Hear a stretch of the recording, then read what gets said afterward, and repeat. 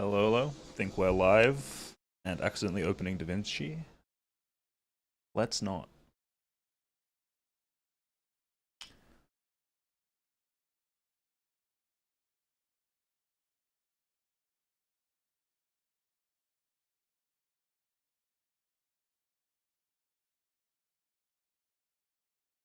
So yeah, hey, waiting for people to tune in. But GTO Wizard just announced something called the Quantal response equilibrium, and I don't know about you, but I'm curious what the hell that means. I don't know what that means. I'm someone who's been using Ruse AI, or like now bought by GTO Wizard AI for a long time. It's a killer product. Not a lot of people talking about how to use it. I'm doing a lot more of that just in my coaching in general, and I'm looking to share some more of it on YouTube. So we'll probably be exploring that today, whether or not the quantal response equilibrium lives up to the hype. But essentially, on their blog, let me find this. On the GTO Wizard blog, I see this come up on my phone this morning. The evolution of Nash equilibrium. And so we're going to be going through this blog post. So they say that traditional Nash solvers assume opponents play perfectly, neglecting spots that aren't supposed to happen. I agree with that assessment. If you want to run an accurate, practical sim, something you would actually learn from and use, you need to like do a lot of basically node locking on later streets or brain solving to make up for the problems that it presents. Because like if your opponent isn't going to donk the river, but it's playing early streets like your opponent will donk the river, then you're just not getting a realistic output, and that's the least of the issues. It also assumes like that you're going to be counted for the adjustment, and this might be the upgrade that they're speaking to. My opponent c-bets too much, so I raise more, but I tell my opponent I'm raising more. So my opponent is then going to like not overfold, they're going to re-raise again, they're going to like play the next street perfectly because they know my actual range. What I want to see is if my opponent is betting too much and then they fold too much when I raise or what have you, what happens if I don't snitch on myself? What happens if they don't actually adjust to me? That still involves a whole bunch of like later street possible outcomes, but there's a million ways we could upgrade like traditional Nash solvers. So they say traditional Nash solvers are solve this. They don't say that this is doing the opposite. They assume solvers play perfectly. This one optimizes every node, ensuring accurate solutions even in uncommon ghost lines. Okay, so that means... Oh, that's pretty crazy. So like usually if you look up a sim and it never uses a size and you click it in like a GTO Wizard library, it feeds you a bunch of bullshit. This seems to be saying that any node you explore, it will tell you the best thing you can do, even if it isn't meant to happen. It's going to come up with a reasonable response. And I guess that's possible because Ruse AI can basically resolve in real time. So is this new, or is this what the underlying thing already was? Is this what AI already was? It seems that they're rolling it out. But because it can kind of solve more from a database, it doesn't have to run everything. It can just sort of check ahead to what a reasonable balance is from its database lookup. It can resolve really quickly. So I guess you could have a model where this is actually like viable with the same tech. Let me make sure I'm not missing like the chat room or something.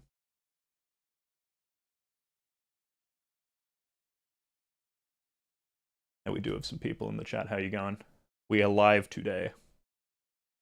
Hey, Nick Vino. I'm thinking of doing more of these sort of streams, both because like the subject matter is more interesting, and also I can actually do this live. Whereas if I'm just trying to like rant about poker while playing on a like 3-minute delay so I don't get sniped, pretty boring stream environment. So have any of you seen this? Is this breaking news? GTO just changed. New GTO just dropped. Better description. So faster and more accurate, yeah, this is already happening. So they keep saying against real opponents who make mistakes. I'm fascinated by the full scope of this. What do they mean against real opponents who don't make mistakes? What does that mean in mathematical terms? All custom solutions will now utilize this. This sounds good to me. I don't even need to know what the upgrade is for it to be better than Nash. Pre-solve solutions will continue using the traditional Nash. Yeah, and so, yeah, the library is just the old school thing. I have a video that I'm in the process of like having edited together. which is essentially like a speed run of me just showing like the differences between using like a real-time solver ruse style AI compared to traditional Nash things. Because like if you're working with PO, or if you're working with a library, you have to just brain solve stuff and then maybe run an AI thing or run your own sim. If you're working with PO manually, you need to do a lot of just node locking or auto node locking, like telling it to range bet, telling it to not donk, programming in specific stuff that simulates real play. It's been shocking to me in working with like just a wider ranges of sizes, like a wider range of breaking people's ranges, studying how like range versus range interaction actually works using ruse, to just make the game so much simpler to me. Because I was kind of memorizing patterns and making guesses and assumptions, but took so long to run sims, I couldn't kind of experiment and see like where the threshold for it changing was. Like what happens if someone bets too wide of a range for a big size? What happens if they do this? What happens if they do that? But you can just do it so quickly, you can actually see the connections, see where different strategies change, look at like 5 different ranges on the same board texture, like 5 different c-bet strategies, 5 different c-bet sizes, 5 different check raise sizes, and actually see how those strategies would play against each other like that. I think like that lets you do just much better comparison, much better exploration to like learn to play freestyle poker and to see poker as like a shifting, dynamic, open game instead of one where you're just trying to memorize GTO and not really make a big punt and just kind of do the standard cookie cutter strat. And when players get fluent in the game at that level, then it is actually very, very interesting. I mean, if you look at the highest stakes games, there's already a lot of interesting stuff happening, dynamics like big exploits. But a lot of players who are playing at like the highest difficulties online, they're still facing a pretty limited range of strategies and sizings. And I think there's a lot of room to break it, that this is sort of starting to open up. So what do they mean by will against real opponents who make mistakes? 25% greater accuracy on flop and turn solutions in the engine. Okay, that's pretty crazy. Faster solving times, especially in large complex spots. And when we're looking at 25% greater accuracy, this does actually mean that like it's doing better than if I give you like 4 bet sizes on every street in PO solver, this real-time solver is more accurate than that in practice against like a wide variety of strategies. So it actually beats PO when it plays it heads up, for example. So this article goes into what they actually mean by it. I haven't pre-read it. Go up. Obviously, they're writing this in a way where they want to sell stuff. I just want to understand if it's actually useful. But even before they were doing the QRE, I think just the real-time solver thing in itself is very good. Groundbreaking new approach. Natural evolution. Instead of assuming they're perfect, mistakes can happen.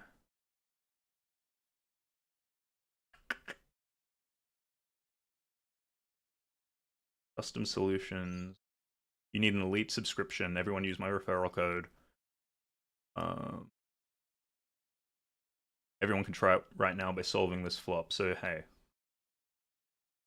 open this GTO Wizard blog article. You can play around with the solver on specifically Queen 10-7.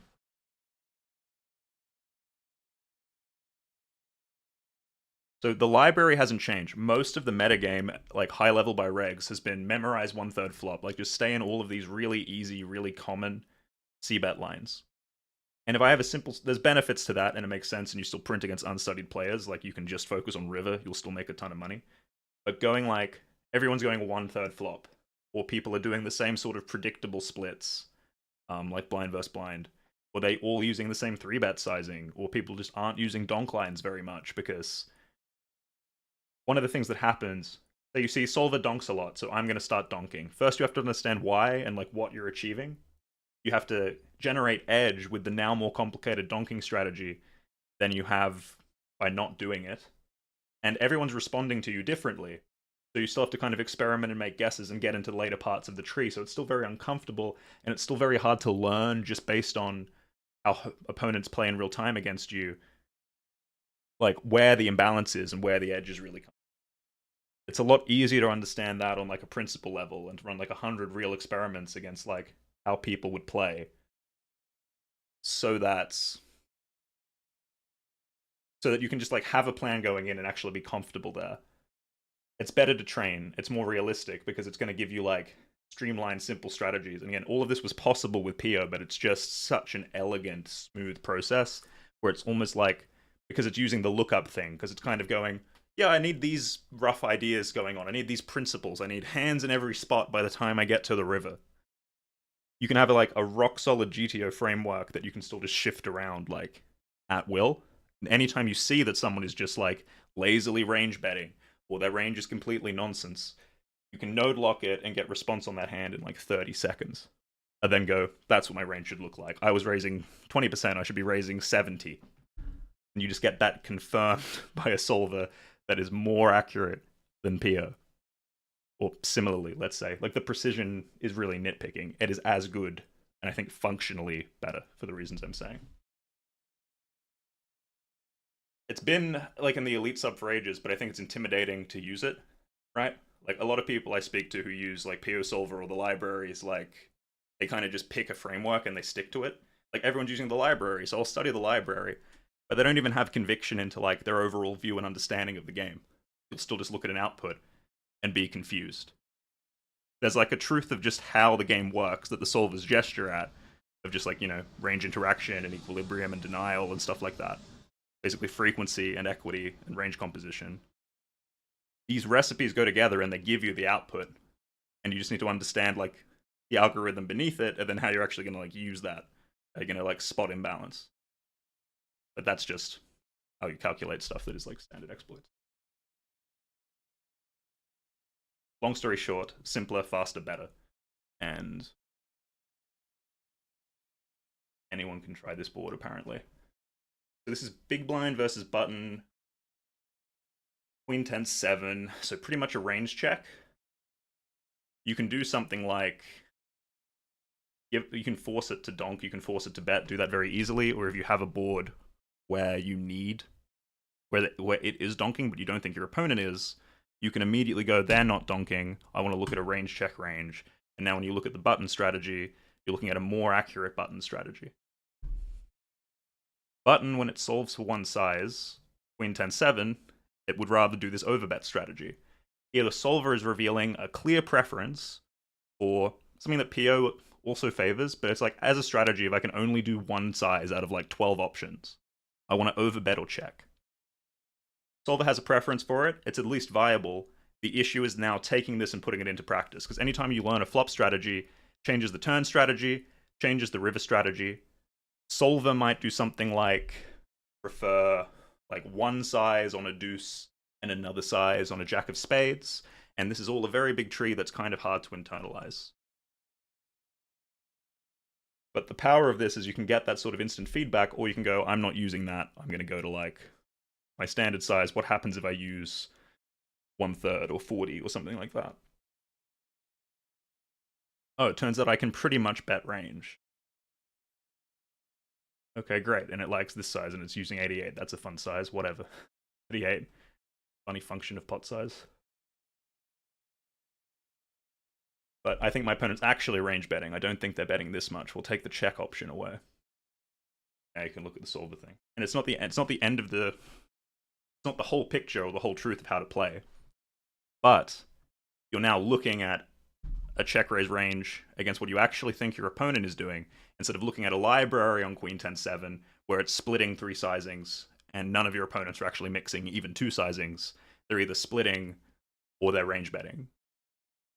No one, I don't think anyone in the pool, maybe there's some exceptions, is actually doing the, like, splitting the 1/3 flop. If they're splitting the 1/3 flop, they're not doing it with a balanced flop check range. And before I just get into the article, I'm just trying to highlight like how poker is still an open, unsolved game. Like we're early in opening theory because there's just so much information. Whenever I'm in position, I'm on the flop. A lot of my hands could check, a lot of my hands could bet. You don't know what I'm doing in this moment. You only know what you've seen me do maybe in the past or what you're guessing I'm doing. I can check any range on the flop and bet any range on the flop. I can bet any size at any time. And in a single hand, I'm free to do all of those things. I just have to deal with the consequences of getting into whatever the cascading effect of that is, right? But if I check a different range than this, like I bet a lot of tens and I check a lot of queens, the strategy is completely different on the turn. I don't see anyone playing around with breaking ranges in that way, very far from convention, except like a couple of the higher stakes pros and people playing like micro stakes who are just completely lost. Partially, it's just an ineffective use of time until you really understand the game on a basic level. Like, it's usually illuminating to see, like, if you spot a clear leak or you get clear on what your opponent's range is, you'll usually arrive at like a pretty cool play and you're like, wow, that's exciting. I love this opportunity. I'm just going to be like betting small turn and river in this 3-bet pot to target the race high. And then you look it up and Solver's just doing that, and it's just standard strategy. And so your exploit was completely lined up with something that was readily available in a Solver output. So it's just more efficient to like find all of those spots hidden in plain sight. But this, like now with the library plus ruse, you can have access to like all of those aggregate sort of reports and then dive really deep into either real ranges or what happens if I start breaking ranges. The more we get software that can do that for us, just like answer these relevant questions or like show us where how we think the game works is just different than how it works in like the most obvious you're misranging them type of way, the better. Like if you could actually get like an exploitative GTO report, or you could automatically compare your hands to like huge databases, run the databases through PO, and then just see what your exploit plan needs to be. Like what a lot of coaching is on a technical level could be done by a sufficiently advanced program. But I think we're actually like, even in poker with that much data, like minimum 5 years away, probably like 10 years away. Which makes me not really worried about general intelligence, but obviously that's just like a guess. Let's do...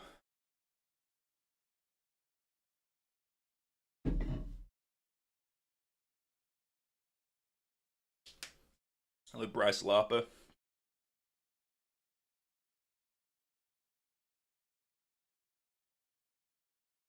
Ghost lines. Yeah, optimize for spots they expect to happen, not ones that shouldn't happen. And so the range doesn't exist, so they represent nothing. And so this fixes it. Okay, so there are no ghost lines. I haven't thought much about the consequence of ghost lines in a Nash thing. I kind of took it as a given. But the fact that it can do this is awesome. Trembling hand equilibrium. Oh, okay.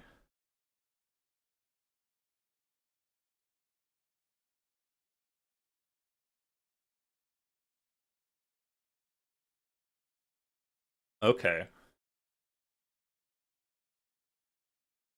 So it's my reading of this. So there's a trembling hand equilibrium. QRE allows it to make small mistakes, but with a crucial difference. So basically, it expects mistakes in certain lines. I would guess it, because of all the vision it has over how ranges break down over multiple streets, it knows where certain hands are likely to be missing, or certain hands are kind of hard to be found. I don't know if it's trained on a database or if it just realizes that from patterns. But basically, if there's a like low regret, so like a small EV gain, low accuracy move, like on some rivers they have to donk this weird size. It knows that it's not doing that. Oh, okay. Now I understand how it like I understand how it won heads up now. So it beat Ruse using like I think it was one size on the flop and one size on the turn, and like two sizes on the river, was able to beat PO that was using like 4 or 5 or 6 sizes on every street. I can't remember the parameters, but it was using less sizes and it still had much better results. And it's doing that because it allows for these mistakes and these ghost lines. It's only using those sizes, but it's checking the potential response against all of these sizes. And so it basically automatically finds blind spots or like rare ghost spots that the other solver is meant to find but still isn't finding. And it sets up spots where that happens the most often, and it sort of prepares itself to punish it for that. So it is actually thinking about things that PO isn't, but then it can respond to that just with the right range composition. It doesn't need more sizes to punish it. It just needs to get there with the proper hands. That's pretty mad. And this idea that they have it, like mistakes occur probabilistically based on EV loss, it seems like you could tweak this to get something closer, like something pretty damn close to a pool exploit machine. Like, my opponents tend to make mistakes on the river that are roughly this big with roughly these hands. How does that change my flop and turn strategy? Just like in a way that looks totally standard. Makes money against mistakes without node locking. This is it. Optimal response to ghost lines. So when you show up in a weird spot that shouldn't happen, when you look at PO, this is actually huge. Because when you look at PO and it says 0%, you have to rerun the whole sim. You basically have to tell it, this is their range. And then it's not telling you anything. It will tell you, when you don't know their range, here's the actual, like, Nash-ish proper response.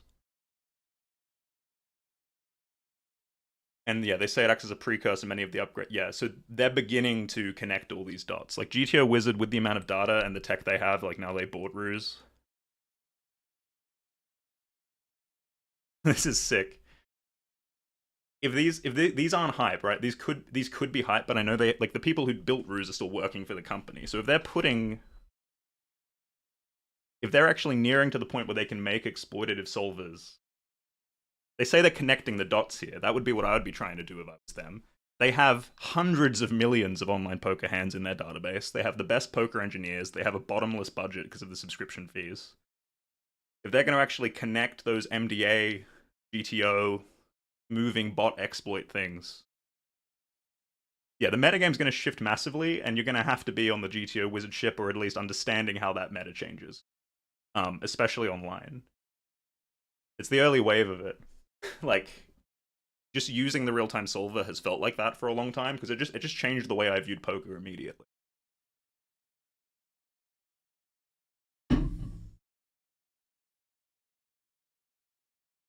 Yeah.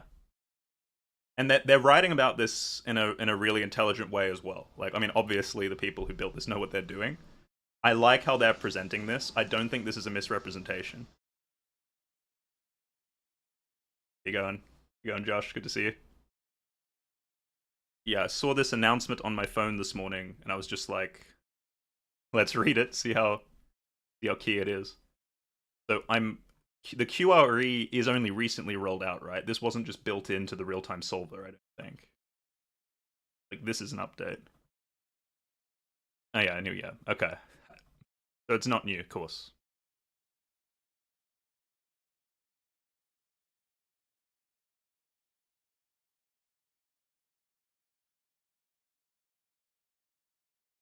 I'm really curious to see if the QRE stuff, because I've seen some, like, if you do nose to tail exploits, when you node lock river, node lock turn, and then you look at how that changes flop, there's some very, very interesting things. But long story short, like, let me tell you, imagine there's spots where, like, if you want to bluff river a lot, if there's a lot of runouts where you want to bluff river, you want to find ways to get as many bluffs as you can into that node, whether that's more pre-flop, more on flop or turn, or whatever. And if you're anticipating a lot of spots where you want less bluffs, you put less hands in that spot, right? So I'm curious to see if this approaches that distribution the same way, like where it gets handcuffed. Because usually the challenging thing in poker is, do you have a strong enough read? Are you accurate enough? Are you confident in your, like, basically foretelling river reads to adapt your early street strategy? Like, people talk about post flop edge, right? But you can bake that into a solver, and you should be able to, because it can just formalize your logic.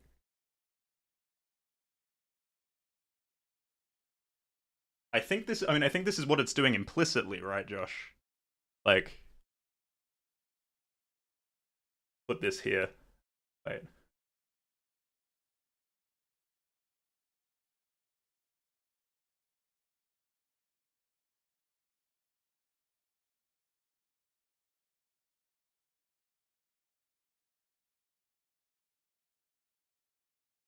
Yeah, that works. Okay, there we go. High tech.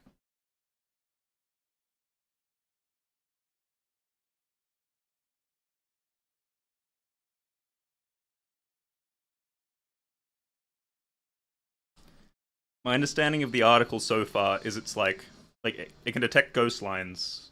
So basically, it can actually give you an accurate response in lines that don't come up much.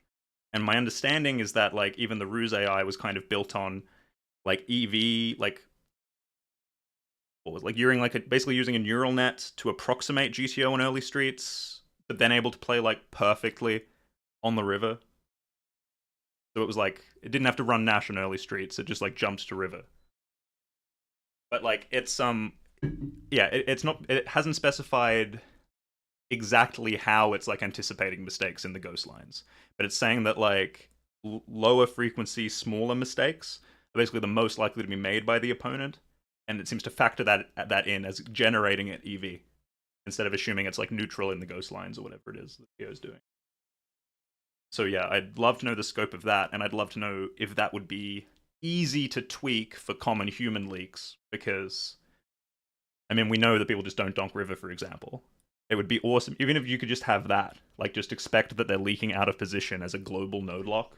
Like I want that feature, even if it's not perfectly accurate. I would take the 80-20. But I guess you could also just write an article on that after like running a 60 sim thing and interpreting it, and maybe that's actually better work ethic. I just think until like regs have this stuff like shoveled in their faces, it's not really gonna change the meta very quickly.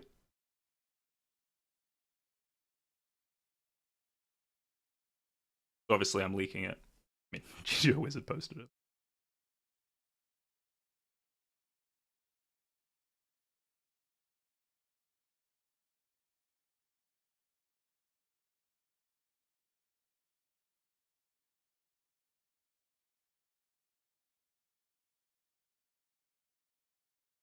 Okay, so yeah, this is showing like the ghost line for shove. The small blind shoves 50 bigs deep. See, it's just guessing. Pretty damn inaccurate. Like, what do we do here compared to perfect convergence? This is Nash defense against a shove, even though it's like lower preference. You don't have to rerun the sim for it to like show you that. This, but for like rare lines post flop. Whew.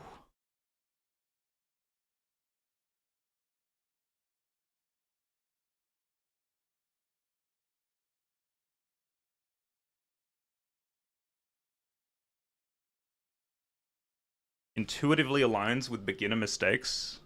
What does that mean? Intuitively aligns?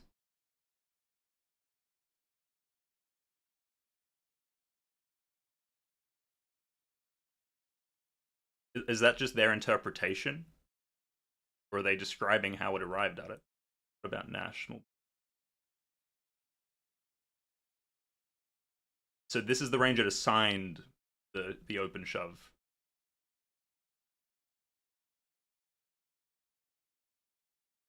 That's interesting.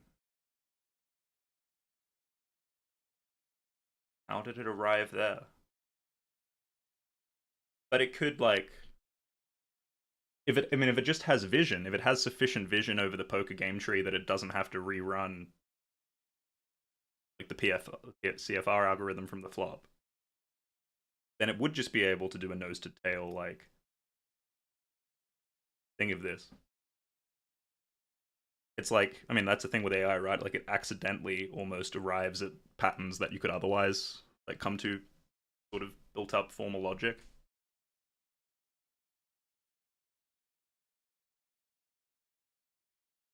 I mean like this is the correct calling range. It's pretty damn close, right? Like it would be like how much would we nitpick? We face a random open jam. Like obviously sometimes there are exploits you can do on top of it, but if we were looking at like a prescribed defense against a random open jam, it would be pretty hard to nitpick this.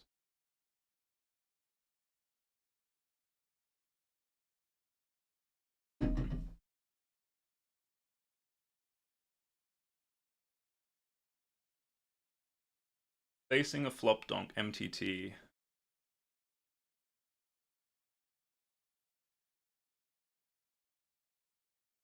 Okay, yeah. So yeah, so we're meant to be c betting button versus big blind single raise pot MTT 35 bigs effective. This is our board. We face a pot size donk. This is what Pio would tell you before. Ghost line, crazy random stuff.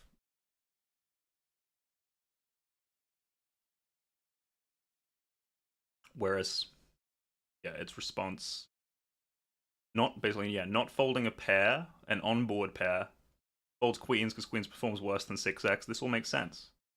Finding these raises, the king 9 and the king 8 are interesting. Like, a lot of these responses are interesting. And where, like, I guess if you're not familiar with, like, GTO type strat, like what's going on under the hood, it's easy to, like, look at this and struggle to interpret it and judge it, because it's not, this probably isn't the real response you would actually use against any real human. But if you wanted to present a balanced response to this approach, this is what it would look like. And then so as a starting off point where you can then just go, well, I don't need that king 8 and king 9 coverage bluff over multiple streets, but it makes sense. It's wanting these strong blockers, it's wanting to be able to show up with trips when it raises sometimes. This is really fascinating. Yeah, the convergence, like the natural simplification of convergence. Like, it was really interesting. That blew my mind, where a lot of people would say, like, oh, I don't know if I trust these sims because they're, like, converging too much. But if you actually run down PO to be more accurate, usually it does converge. It just takes a better sim that run to lower exploitability. And it's actually solver noise that people were then trying to, like, make apologetics for. It was like, oh yeah, just mixing and coverage. But then it starts, like, mixing, like, higher and lower EV actions on later streets. Like, that happens even on the turn in GTO wizard spots in high frequency lines. It'll be like 10% better to check, and it will be mixing the hand on the turn. Just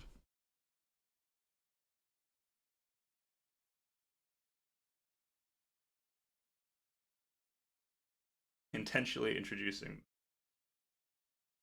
Oh yeah, yeah. Okay, so now they're talking specifically about the benchmarking the mistake threshold.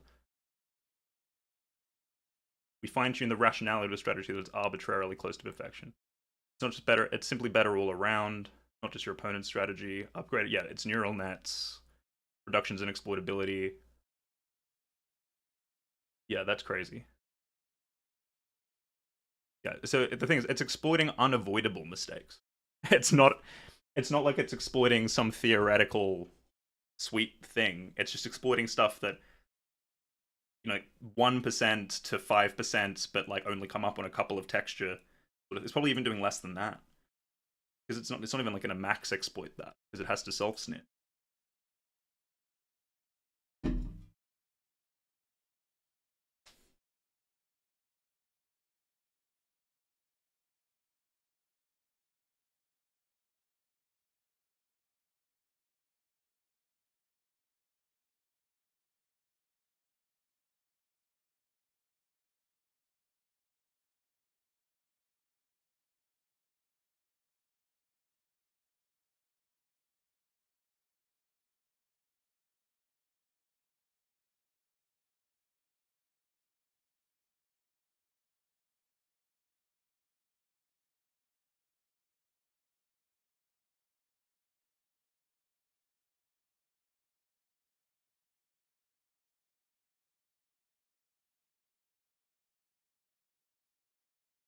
Yeah, okay. So this is the metric they hinted at the beginning. Basically, PO says the ghost lines don't matter, but in reality they do matter. But we have to have a metric, or yeah, we have a metric to qualify how much they actually matter. So like, how realistic are they, for example? It doesn't assume that your opponent's going to miss like a 5 big blind donk opportunity, something that's like relatively straightforward. But super low frequency stuff, or things where, like, when it played heads up against PO was just missing a tiny donk size or whatever.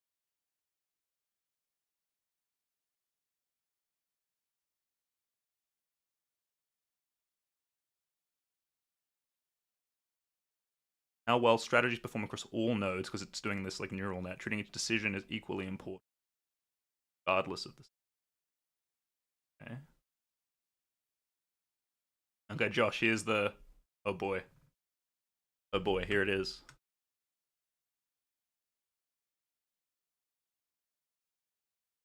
We have to define best decision, payoff weighted loss, node payoff weighted loss. Best decision is maximizing the EV of the hand. Yeah, assuming that. Okay, great. So it does this. So basically, assuming that we node lock the strategy, and then we say, what does my exact hand want to do? You can't adjust to me. And if it's equal, then it will mix.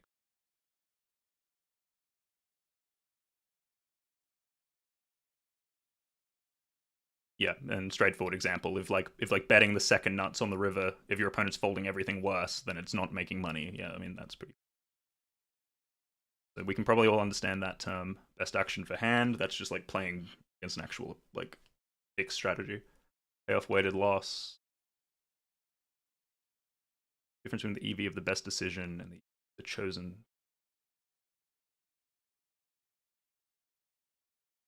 Oh right, okay, yeah. The difference between the yeah. That's sort of like the distance between GTO pseudo approximate and this like potential. So that seems to be like it's not going to do the exploitative thing if that's close. Am I interpreting this correctly? Like if the exploitative gain isn't worth as much, it's not valuing it as much. It's the upside to the exploit in that situation. I think. Gonna have to read that a few times. Yeah, best decision, we know, EV of chosen strategy, divided by the, yeah, regret.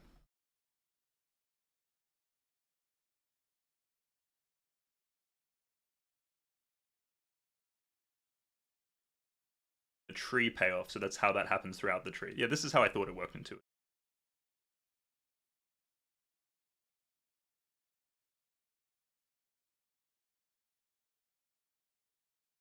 Oh, okay.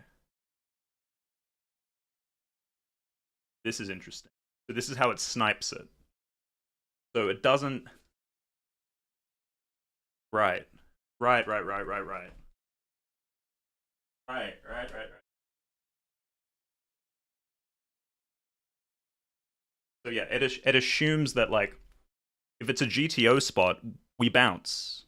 It's even. It doesn't really matter which one we take. But say you make 5% rare node bad decisions. I want to prioritize those. Everything else is equal, so I only care about the mistakes I expect. And therefore, it directs its entire strategy to like open for these situations.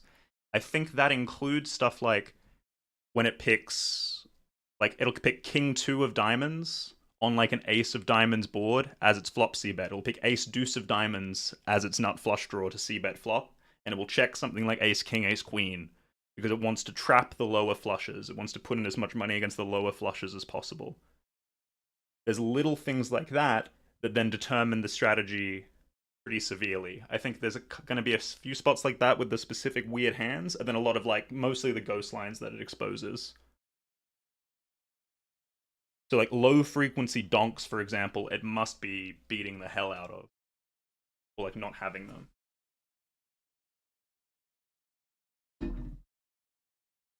Yeah, and it's just noticing how exploitable are you in these rare spots, and I'm just making rare spots come up again and again and again and again and again. So this means that within within the algorithm, it's both implicitly taking care of it for us, but it's also just guiding us to situations to own our opponent in like when they make blunders. And so it just sets you up for that. I I like this. And it gives me higher faith in stuff like I could pick any one size strategy on any board, right? Like I could pick to split how I want. But if I'm going to commit to a strategy, this gives me conviction that it's just like aligning me with good things to happen. Like I will be I will be overbetting Queen 10-7 of hearts. I mean, me and everyone else online. So this might change the meta. This might change the meta to not be doing that so much. If everyone's doing it, but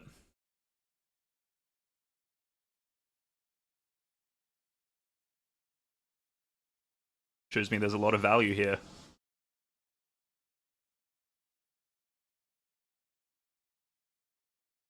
And so like and speaking of this compared to like actual people, right? You can take the same logic and you can apply it way more intensely to like human beings, where they're actually often missing high frequency, big impact spots, and you can amplify that a whole lot. Or people just aren't overbetting 10-8 on the flop at any frequency. So when a 10 comes on the turn, they never have a 10. And most of the time it doesn't matter when you when you don't have any 10s, but sometimes it matters a lot. If your opponent knows you never have a 10 and they act on it, you can get completely screwed. Or if they think you don't and you actually do, you can totally annihilate them. So there's some stuff here. Like these higher level solver plays are definitely more within reach. But obviously, talking about like overbetting 10-8 on the flop, talking about this in a vacuum doesn't do much for you. You have to put that into the full context of like flop turn river strategy and like get it, right? That's pretty beautiful.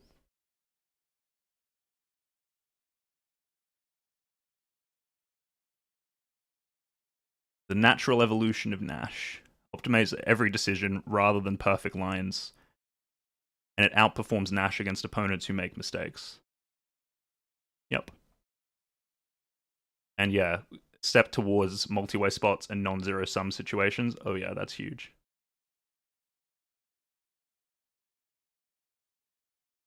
Yeah, I can see this. I can see this doing a lot. Yeah, not having to make a peer library is big. I think we we currently still have to because I don't think we have reports yet. They don't even give you flop reports for custom solutions. I want flop reports. I want turn reports. I'll pay twice as much. Pay any price. Just like give me aggregate reports when I can give you a like database of strats. That's something that like it was otherwise nowhere near a good enough product. But like Deep Solver, it's just like a little clunky UI, but it was really good at that. It kept deleting my sims when I tried to run them. I just didn't like the browser-based UI. But it was able to, in like 20 minutes, run you like amazing aggregate reports with any sort of configs you wanted.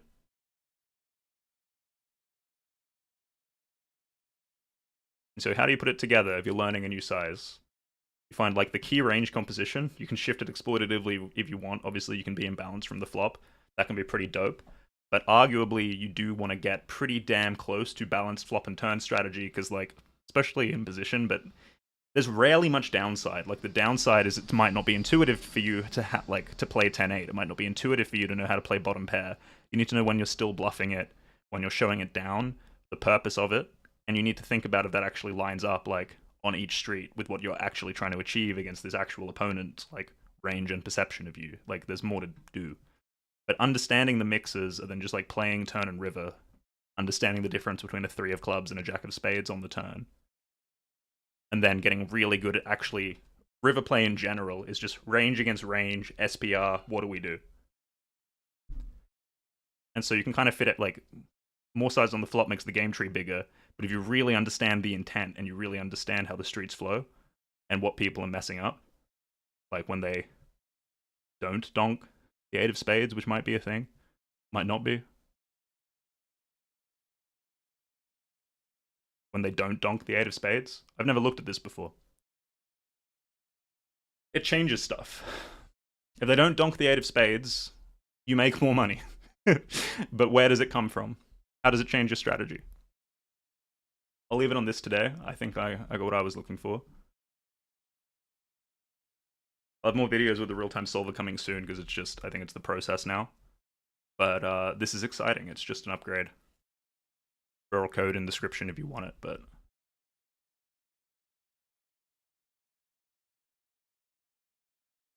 we'll soon.